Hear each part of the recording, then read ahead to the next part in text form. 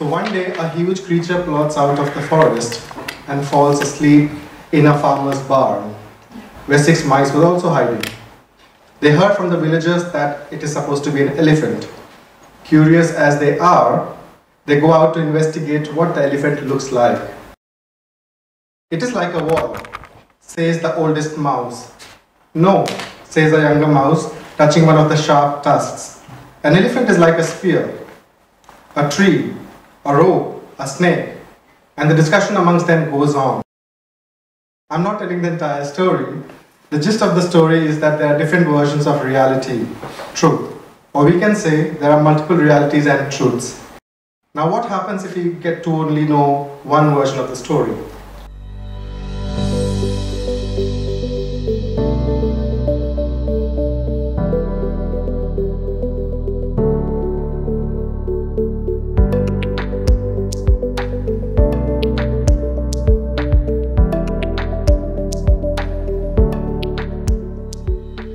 Throughout the course of history and politics, on account of multiple forms of domination, for example, colonialism, some stories, ways of knowledge production became dominant and have been considered universal, mostly from the global north or west, if I can simplify, whereas others have been marginalized or sidelined, considering them as mundane, inferior, or unscientific, mostly from the global south or east, broadly speaking, as I said. Now, our speakers here, they have worked extensively to bring forth a lot of critical ideas, stories, and methods in their scholarship, but also beyond. And given the extensive scholarship, we're going to examine various dimensions of knowledge production to reflect on the legacies of colonial power relations that continue to permeate the production of knowledge even today, and explore some potential ways of thinking and being together. Now, without taking much time, let me start with a very broad question. How do you define, understand decolonizing knowledge, and how do you relate it to your own work and efforts to better understand world politics? And I certainly, when I was starting out more than 20 years ago as a PhD student, I didn't start out by saying I'm going to decolonize knowledge production. It wasn't really a thing. So in my own work, I suppose my journey started with a general dissatisfaction with the theories used to explain the world. International relations wants to always come up with general theories about how the world works and how how world politics operates, and those theories are always focused, always drawn from a particular slice of history, European and Western history. So my starting point was thinking the theories themselves were either wrong or wrongly generalized. So I wanted to actually come up with better theories that drew from a broader swath of human experience. So I suppose I understand decolonizing knowledge production to mean making accessible histories and geographies that were previously rendered inaccessible or invisible, and with the understanding that perhaps there are similarities in these other places, but also differences. And if we know more about other people, other parts of the world, then we can, think better about what's happening now, and also into the future. So that's what I understand to be doing now. We're talking about a century or more of epistemic destruction in some ways. So it needs to be corrected in many different ways. My own strategy is to continue the conversation as I found it by gradually shifting it. You can only shift the conversation so much. So the path that I've chosen in decolonizing knowledge is to speak to the mainstream in ways that they will understand, and try to persuade people, especially graduate students, to come to different geographies and time periods with me. I'm actually from the south of Spain, from Andalusia. My parents came in the 60s to Germany as Gastarbeiter. And I think that has been like the positionality from where I enter also university and knowledge production. As a working class person, but also as a migrant in the German society. That meant, of course, that the kind of discourses, the explanations I found, for example, in the first gender studies classes that were in Frankfurt in 1987. I study also in Frankfurt, where we got the first women's professorship, and where migrant women were represented as non-emancipated victims of patriarchy and so on. And that already made me think that's not the true story. I see other things around. I see other kind of individualities, singularities, different strategies of understanding first the oppression they are experiencing on a subjective level, but also other explanations. Then I had the chance to study Latin American studies and Francophone studies, and I think that was my theoretical grounding. But also being a Spanish citizen, I know colonialism existed, so it's not something that it didn't exist, and it wasn't part of my official education in the Spanish school in the afternoon, where we got the story of the Catholic kings, 1492, conquering the world. And then, of course, the question is, no, that didn't happen that way. And I think what I learned in Latin American studies from early on, dependence theory, for example, understanding the dependencies that were created through colonial entanglements, being also in gender studies classes influenced by the Bielefelder Ansatz. I don't know if you know the Maria Mies and Bernard Thompson and so on, thinking from a gender studies perspective what that then was called triple oppression was, but then also, of course, reading about the Algerian liberation struggle, and having this possibility actually in literature, in literary studies. I'm very grateful for that, to have had already a kind of area studies education in getting other parts of the history that then, being in sociology, vanished. Because what we then have seen in sociology, that especially the mainstream sociology, in my observations have been also in Britain, in the university, is very much based on national frameworks, what I call, or what also Klick-Schiller and we might call methodological nationalism. And we see that a lot of sociologists doing non-European studies end up in area studies or in regional studies or some other studies. And so it's quite interesting how sociology reproduces a notion of modernity and also, of course, of advancement or progress, very much based in a Eurocentric framework. And unfortunately, I wouldn't say we lack that. Then the field that I have been researching that has to do with situated knowledge, with the kind of place I inhabit, in which I enter also knowledge production, is that of migration. For me, has been migration, the management of migration, control policies of migration, has been a field in which current forms of coloniality are being established and exercised. Migration is not a neutral field.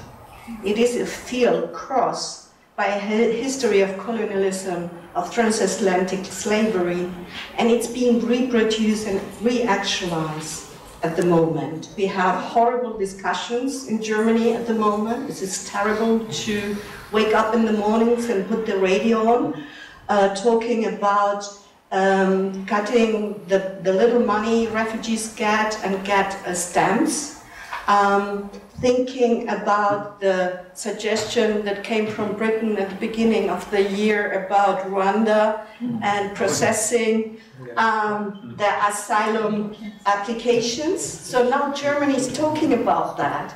and it's not just a specific party. And so to see this rapid change, that has also to do with coloniality, racism, as a constitutive moment of our societies, not something particular, not something that some people do because they experience racism. No, it's how this society has been constituted and reproduces itself.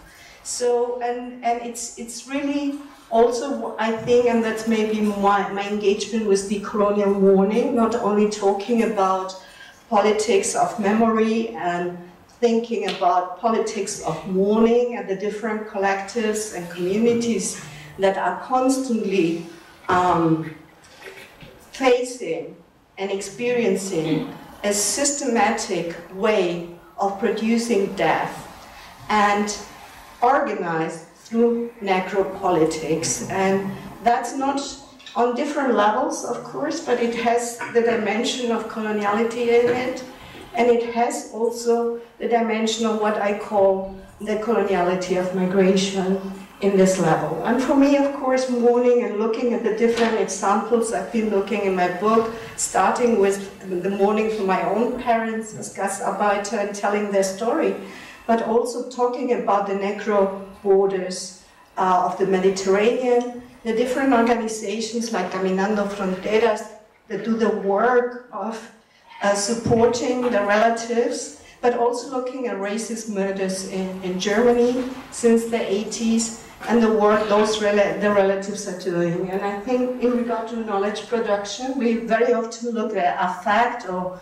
mourning as something that has to do just with some private emotions, but they actually tell us something about society. So, and the analysis that the communities do are analysis that produce a knowledge about what's happening currently in society. And so I try to understand my work, though I am in academia and I'm a professor, so I wouldn't diminish the asymmetries, but one that engage also with work that happens outside academia in activism, and see it also as knowledge production. So I was looking at when the actual word decolonizing, at least in the English language, first gained a kind of political efficacy. And it was in the Cold War era, and especially on the African continent, in response to the curtailment of national self-determination struggles at the moment of independence. So decolonizing is in English grammar what they call a continuous aspect verb. It's like ongoing, right? And so the question that people were posing was, what continues to need decolonizing after formal independence? One of the first guys to use the term was a Kenyan journalist, M.D. Odinga. He was an editor of Uhuru, a paper set up by a famous trade unionist and Pan-Africanist called Thomas Mboya. And Odinga published in 1967, Decolonizing the Church in East Africa. And he's basically drawn attention to the change in religious leadership from European to African, but the incompleteness of that change. So therefore kind of attenuating a direct connection between God and Africans. And so this was one of the many uses of the term in Kenya. It's where Ngugi wa Thiong'o gets the idea from. He goes into exile and does this famous set of lectures at Auckland University in New Zealand called Decolonising the Mind, and that's the connection to Linda T.Y.Smith's Decolonising Methodologies. So anyway, you got a lot of travelling of this term decolonising in the 1970s. In the UN, ideas about decolonising the information order. In migration movements, for example, Chicano and Chicana migration movements in California, using the term decolonise anthropology to decolonise the ethnographic method and interpreting the actions of minoritized communities. But I think we have to be careful as to what we presume we're decolonising in academia. That book that you mentioned wasn't about decolonising politics per se, but decolonising, and Ayşe was talking about this, the study of politics, right? The political science discipline.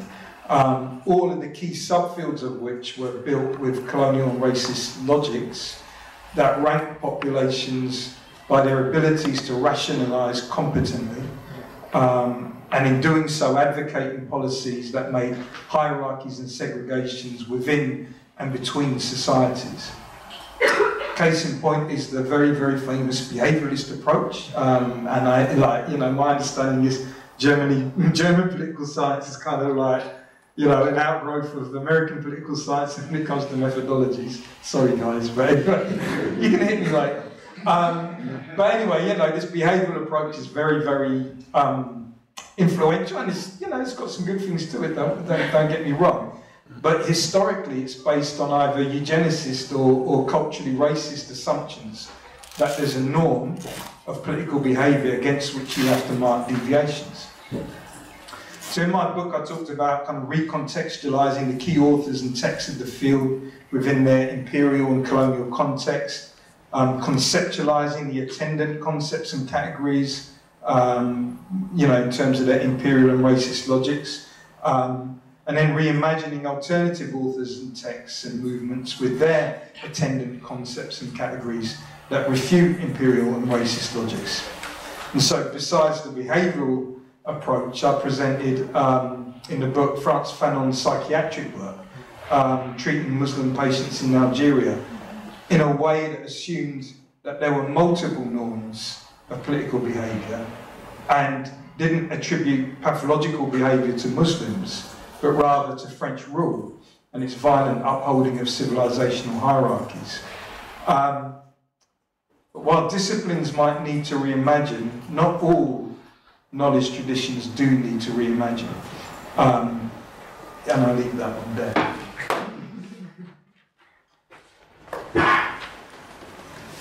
Thank you everyone for setting the tone, and I'm not sure why were you all confused when you said that, you know, I don't know what we are doing here. I mean, your scholarly work has talked so much about, you know, bringing forth multiple stories, and I do see that in one step. I mean, I do see that as a beginning.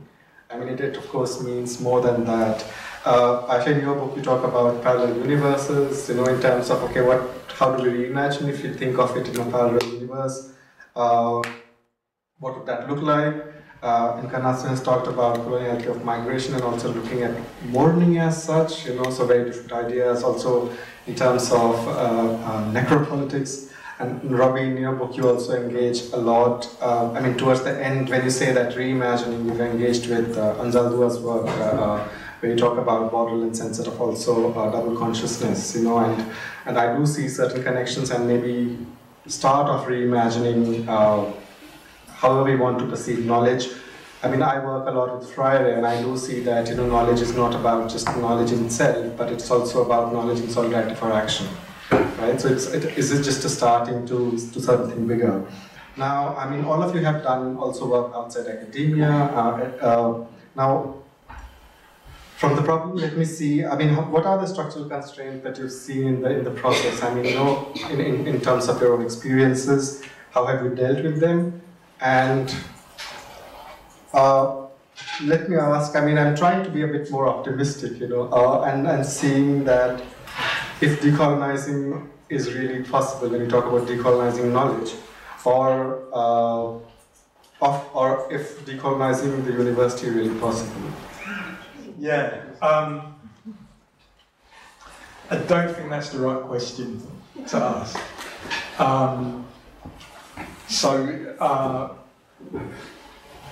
When I was saying that not all knowledge traditions need to reimagine, it's because not all knowledge traditions are based in the academy, right? I do a lot of work. We have a grassroots university called School of the Sacrament. The intention of that is to address, understand and explain all the big problems that humanity faces, but with precepts that accord to the Rastafari ethos, right? And of course, all knowledge traditions have precepts, even academic, right? And so those precepts kind of undermine or make irrelevant much of the precepts that we work with in social science. Not all of them, but you know, some of them, right? But then you look at what is considered to be adequate knowledge in an academic setting, and those precepts are considered universal, right? And so what they do is they expunge or make inadequate or incompetent other knowledge traditions. The conventional history is that the word university comes about in Bologna in the 11th century, and it's about a set of students in different regions coming together to form Universitat, the whole, right? So that they can increase knowledge and increase their own status. But if our universities are not enabling all the peeps to come together as a whole, then the question is not how do we decolonize or can we decolonize a university? The question is, have we ever had a university?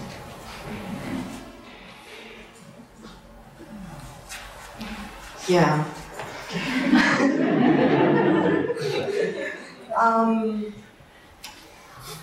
I've been in a project with colleagues in Barcelona and also a feminist autonomous research center in Athens, and asked that I was then in Gießen. We had a project from Erasmus Plus which was about decolonizing the university, trying to change the curricula, introduce certain tools and so on. We ended up saying, no, what we're doing is anti-racist work in academia at that point. But one debate we had was about thinking that decolonizing is actually a process. And probably the university might be the last institution that would be decolonized, I don't know, at one point. And probably I assume it's also important to see the different situatedness that we got. I was in South Africa when the Road Must Fall movement was there, where there was also a serious deal in some universities, serious debates about decolonization in regard to the curriculum, in regard to how the universities are structured and so on. And I see that there are some projects that are continuing. We can see similar projects also, which is more the kind of project that you were mentioning outside the academia, but where, for example, the Zapatista movement and the whole pedagogy that came out of it, it's forming part of certain units of knowledge production. But nonetheless, the university is an elite institution.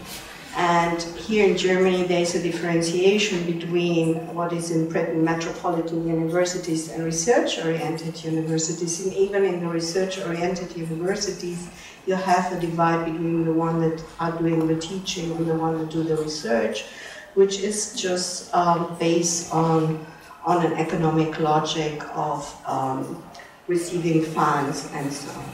And what we see that there's a hierarchy, because we're talking about hierarchies, who get access to those funds. And of course, as closer you are to the mainstream, you might have a chance to get it. If you are in certain networks, you might have a chance to get it. So I think, and on that level, I think the university is not really transformed by the actors that might introduce some debates, some ways of thinking in ways that would transform the university. Also what the university does is, I'm talking about my experiences in Germany and in Britain also, in its neoliberal logic is to produce individuals, competitive individuals. And that means that also knowledge becomes a commodity that you accumulate and that enables you to perform. So I think when we start there on that level of thinking the classroom in different ways, of thinking it in a way that becomes a common place, then you don't have this university, you might have a pluriversality. So I don't see that this might happen, but I think one thing that becomes for me very clear is that you can change the curricula, and you can try to transform the recruitment policies that you have, the funding technologies in place, and also the promotions. Is this a decolonizing project? Is it an anti-racist project? Is it a project that is talking about the university as a capitalist institution? Or is it a process of transformation that we might need to undertake? I mean, in addition to what's been said, I think there are a number of challenges to decolonizing knowledge production in the university. I mean, one is that now that this has become a thing, there is the temptation to solve the problem quickly by not changing much, but just adding things to existing structures.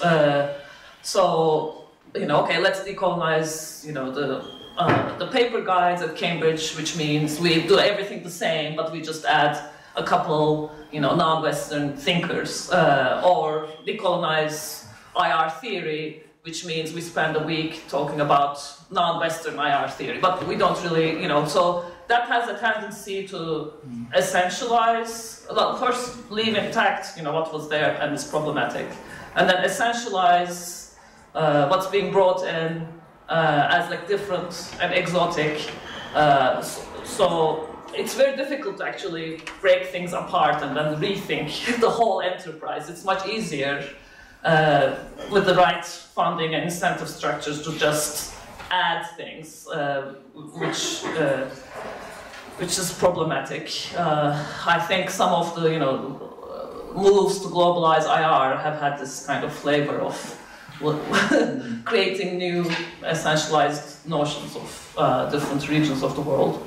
So that's one challenge. I mean, the other challenge is, again, let's say we all want to decolonize knowledge production, so we think there should be more global South involvement, and we should, when you write a grant, there's pressure from funding bodies to include global South institutions, but it's actually very difficult to do that. People cannot get visas and so on, so you end up always kind of working with the same few people or institutions who get to be overrepresented, and it's not real inclusion. Or you get people like me who are supposedly from the global South, but I have Western passports, I can travel easily, so I go around, I become the representative of global South, which is very, these are real practical problems. And then there is the issue of, this movement itself becoming hijacked by problematic ends. I mean, I think about this a lot. So we need to dismantle certain hierarchies, but there is always the danger when we're dismantling hierarchies that we enable construction of new hierarchies. I'm very sensitive to this because I'm from Turkey, and Gülşah and I have written an article, Postcolonial Colonialism. So you have actors like Erdogan and others who use post-colonial theory for actually very much colonizing projects themselves. And we need to be sensitive to the real world. I mean, that doesn't mean we shouldn't do it, but it's very difficult to navigate this space practically and politically, I think, and we all need to be aware of those dangers. I mean, there are more dangers, but those are three. Yeah. Thank you, everyone. Actually, I completely agree. I mean, even in the Indian context is similar, right? I mean, how things are changing. But also, I agree with most of these things. But where do we see hope? Where do we see hope? Where do you see hope? Well, I see the hopes in between the cracks, Robbie. I think I see that because, I too come from a post-colonial context and I engage a lot with decolonial scholarship. So I do see hope in between cracks, and I think that, on bridges, in between borders, that's where I think I see hope. I don't know how to answer that because it's difficult. No, what I see is maybe where you have a vision of future. Maybe is that what you're referring to? But those are also precarious, and there are certain situations in which you see a vision of future. If Lula wins for when he won in Brazil. You saw, for example, different movements coming together in order to have a project, but of course at the same time you have a parliament where the right wing is also part of it. Or when in Spain the last elections where a similar process happened to stop the right wing and the conservatives. But I don't know if this is hope. It's like strategies that I think that, at least in Germany, we should have in place at the moment, and I don't see them. Yeah. When I was in South Africa then, I thought, wow, here's the future coming up, There's really a transformation in society happening. But I don't know if this is a view from the north. That's it. It's not very positive. There's of course much reason to be to despair, but there's also reason to, I think in some ways academic knowledge production has improved, at least since I started. Certain debates that were unimaginable are now quite imaginable, and so I think things have improved, and that has to be reason to keep going. Where I find hope is even the gradual increments make a difference in the lives of junior scholars and academic careers and so on. So that's where I see hope. More from an academic perspective. I think what people see as the decline of the West is actually the freeing of young minds. Because it's a it's really about necessity. So I see a lot of younger scholars and younger people trying to figure out debt, trying to figure out climate change. Do you get what I mean? And there's precious little resources in their usual narrative of the rise of the West, which helps with that, right? But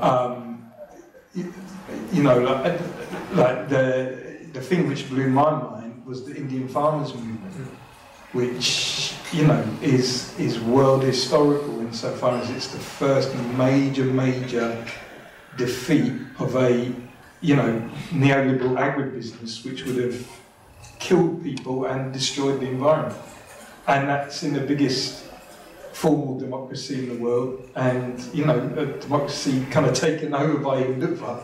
So that was incredible.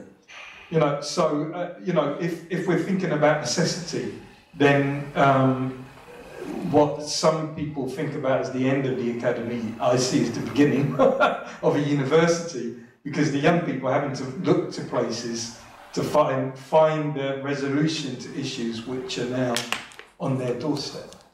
Yeah.